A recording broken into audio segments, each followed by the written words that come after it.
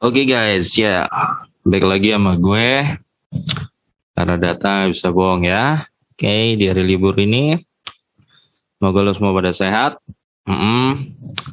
Dan besok ya trading dimulai lagi ya. Bursa saham dibuka lagi. Ya, semoga jadi hari keberuntungan buat lo semua dan lo semua tetap sehat. Oke, hari ini gue mau bahas saham Toba ya guys. Atas request juga. Pelan-pelan request lu gue akan kerjain semuanya guys, tapi memang perlu waktu sih karena gue perlu salin-salin semua juga laporan keuangannya ya. Ini Toba ya, grafiknya sih sempet to the moon, nah itu turun. Kita ya menarik grafiknya nih ya, ya fluktuatif banget gitu. Ini bergerak di bidang apa ya? Bambang batu bara ya. Mengubah bisnisnya jadi energi terbarukan, batu bara, kelapa sawit ya. Oke. Ya, kita lihat aja jeroannya ya guys. Toba. Iya, ekuitas 2,6 triliun 2018. 2019 2,9 triliun. Naik 14%. Wow, amazing. 2020 3,3 triliun, naik 11%. Gila kan? Ini corona loh guys ya. Ya, corona dia bisa naik segini, itu prestasi banget. Nah, 2021 3,7 triliun, naik 12%. Ya. Cuma gue kasih catatan ini laporan keuangan baru sampai September nih, yang gue dapat sampai waktu gue bikin ini ya. Nggak salah 2 hari lalu gue bikinnya. Ini cuma sampai September nih. Nggak ada yang sampai kuartal 4-nya ya. Umumnya nanti akan mempengaruhi harga saham kalau laporan keuangan telat ya. Jadi kan investor jadi bingung, nggak ada kabar kayak gimana. Ya kadang mungkin banyak investor lebih memilih untuk menjual kalau perusahaan yang agak-agak telat gitu ya. Jadi menyebabkan kegoncangan harga biasanya, jadi jatuh biasanya ya. Makanya ya jadi hati-hati juga nih, ini remeh-temeh nih laporan keuangan bisa mempengaruhi harga saham lo guys telat keluar ya. Hati-hati ya guys, gue bilang. Secara ekuitas gue lihat ini wow banget ini ekuitasnya naik per tahunnya, konsisten di ranah angka 13% rata-rata per tahun. Ini jadi secara ekuitas lu jangan raguin deh nih perusahaan deh, bagus banget, konsisten banget ya. Di angka 13% loh per tahun loh, itu prestasi banget ya guys. Jumlah pemegang saham 8 miliar ya. Book value-nya sekitar segini ya, 320, 370, naik 414, 468 ya. Karena rata-rata naik 13% nih guys, maka nggak susah proyeksiin kira-kira lu nebak, bukan nebak sih ya, proyeksikan aja dia di 2022 book value-nya itu tinggal ini aja, 468 lu kaliin 13% lu dapat angka 528 ya. Jadi sekarang selembar saham lu itu kira-kira book value-nya 528 gitu guys, nggak susah ya. Ingat aja kita saham itu predictable. Kalau lu tipe fundamental gini ya, lu baca laporan keuangan, sama saham itu akan jadi predictable.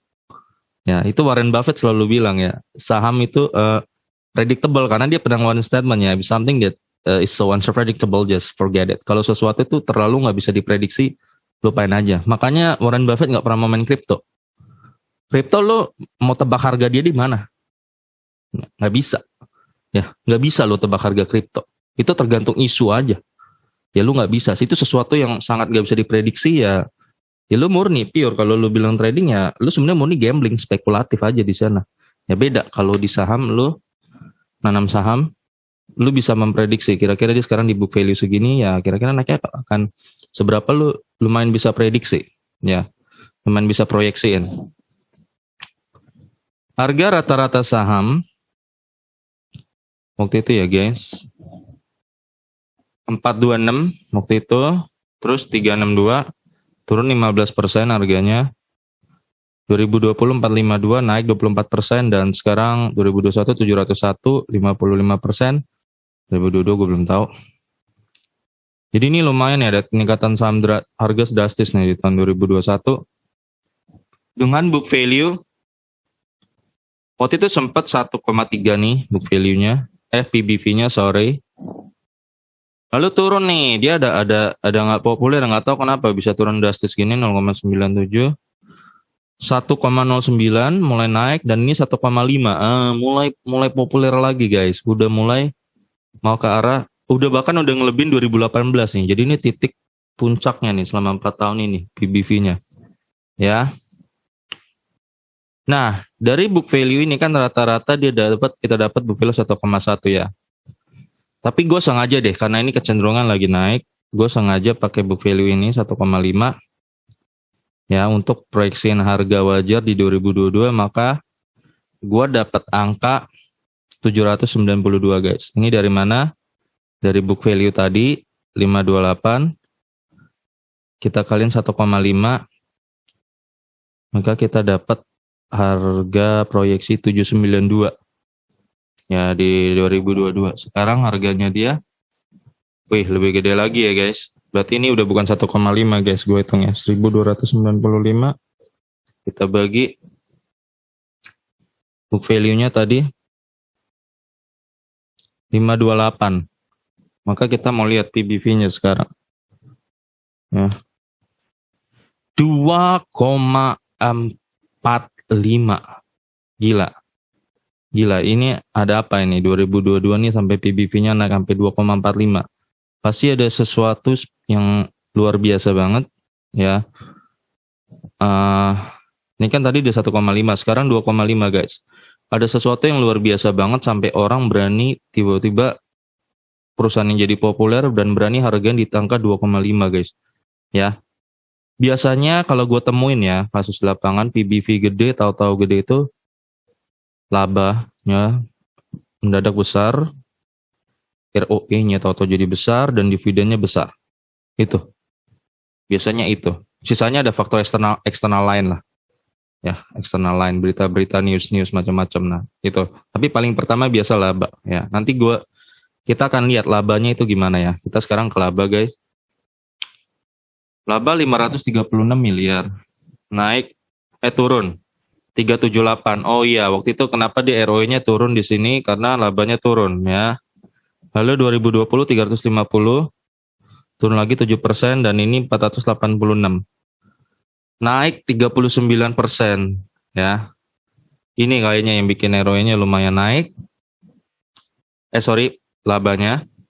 ROE sekitar di angka 20%, 12%, 10%, dan 12% ya. ROE-nya gue berani bilang ini bagus ya. Perusahaan di angka 12% 14% rata-ratanya ya.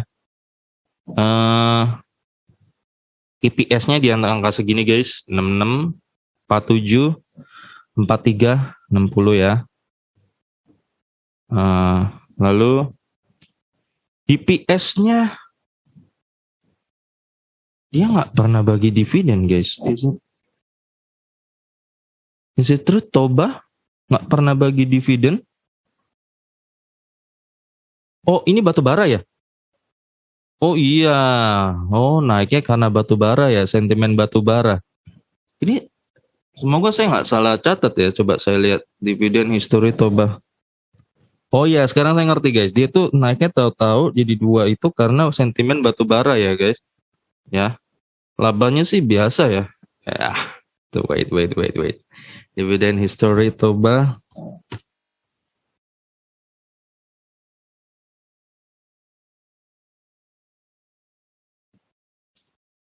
Terakhir ya kasih 2017. Iya guys, nggak pernah bagi dividen. Terakhir 2017 ini berarti laba 2016 ini dia terakhir bagi ya. Jadi selama ini dia nggak pernah bagi. Berarti naik di PBV-nya bukan karena laba guys, ya karena batu bara, ya guys, heboh batu bara, ya. Ini gue yakin nggak salah kan dia tentang tobat batu bara ya.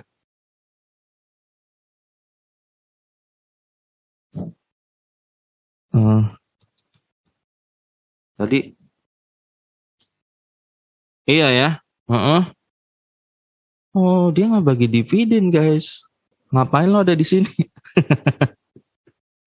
Ini gue kasih tau guys ya, kalau perusahaan gak bagi dividen, lu cepet-cepet cabut. Ini mumpung lagi naik. Nanti karena dia tahu nggak bagi dividen, ini jeblok nih langsung harganya deh, gue yakin. Jadi dia tuh harganya guys, dia melonjak itu karena di sini ya. Mungkin nih karena sentimen batu bara nih guys ya, ya kan? Sentimen batu bara bukan karena labanya nih. Labanya sih tadi gue lihat biasa aja, nggak bagi dividen. Kalau dia nggak bagi dividen segitu-segini aja. Nih, karena batu bara HFM. Nah sekarang udah mulai turun kan? Turun kan? Ya RUPS-nya gimana hasilnya? Coba. Ada nggak sih? Gue sih nggak ngikutin ya Toba ini. RUPS Toba 2022.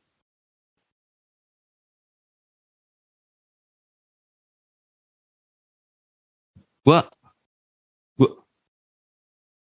gua nggak ngerti ya guys RUPS-nya. Aduh, gua nggak bisa jelasin detail sama lu. Ini gini, kalau dia di RUPS 2002 udah nggak pakai dividen, lo cabut aja gitu. Lo ngapain ini ada di perusahaan kayak begini gitu, lo nggak pakai dividen ya. Ini nih kalau nggak pakai dividen ini harganya longsor deh. Gua jamin dah longsor mana. Ini dia bakal longsor nih. Ini udah longsor kan nih. Ini longsor deh guys. Ini pasti karena nggak bagi dividen nih. Gini guys, gini kita kan investor ya guys ya. Kita nih pakai logika dulu gitu guys. Jadi investor jangan mau dibodoh-bodohin juga sama perusahaan gitu loh. Ini kan duit lo. Lu masuk di perusahaan ini duit lo. Lu taruh tuh si dia 12 bulan dipakai tuh sama tuh perusahaan tuh. Terus 12 bulan lo gak dapet apa-apa. Kenakan dia dong gitu loh. Makanya gue selalu bilang ya, kalau perusahaan gak bagi dividen, sebagus apapun fundamentalnya, lu cabut deh. Ya, karena udah gak fair. Buat lu gak fair, lu dapet apa di situ? Gak dapet apa-apa. Ya, malah lu rugi. Gue bilang rugi. Rugiin waktu, lu kasih duit ke dia kerjain dulu, dia lu nggak dapat apa-apa. Perusahaannya nggak bagi dividen, dividennya PBV-nya akan jeblok. Makanya dia sempet kan jeblok kan 0, kan mana sih? Lihat PBV-nya dia. Wait. Nih sempet kan dia 0, kan?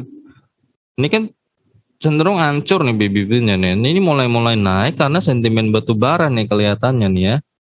Mulai naik bukan karena dia bagi dividen, no, bukan karena laba. Ya. Jadi lu ngapain? Wasting time. Gue gak perlu bahas per lah. Gue pernya sih ya segini. Per 10 kali bagus ya. Tapi buat apa kalau gak bagi dividen? Gue coba bilang gitu. Ya. Jadi gue udah bilang guys, ini udah alarm buat lu nih. Nih, dia ini jadi itu dia naiknya itu karena ini sentimen yang kelihatan sentimen batubara naik. Terus jebloknya kenapa? Ya karena nggak bagi dividen kan, akhirnya mulai tahu kan orang kan, ya kan? Ini akan longsor lagi nih, akan longsor lagi guys. Orang sekarang udah 2,5 kok BBV-nya longsor lagi. Kalau menurut gue sih, lu cepat amanin duit lu sih kalau menurut gue. Itu aja sih guys. Ya jadi kesimpulannya, gue simpulin aja ya, ini perusahaan. Ekuitas sih bagus semuanya ya, no problem. Tapi ini nggak lihat, dia nggak ngeluarin laporan keuangan ini baru sampai September nih. Ya, ada tanda tanya juga buat lu nih. Kenapa dia nggak ngeluarin kuartal 4? Nah, lambat lah, gue bilang. Terus sekarang belum keluar. ROE bagus semua ya, tapi buat apa? ROE bagus semua buat apa? Lo nggak bagi dividen buat lu kok? Buat apa lo ngabisin waktu? Taruh duit lu 12 bulan. Nggak dibagi apa-apa gitu guys. Ini gue bilang ya guys, gue jujur sama lo, ini demi kebaikan lo sendiri, hindari perusahaan yang gak bagi dividen. Don't waste your time on them, okay? Jangan habisin waktu kalian buat mereka. Carilah perusahaan yang kualitasnya naiknya bagus, labanya bagus, dividennya jelas setiap tahun ya, at least 3,5% lah dividennya. Just that. Oke guys, sampai ketemu lagi video gue berikutnya. Karena data gak bisa bohong.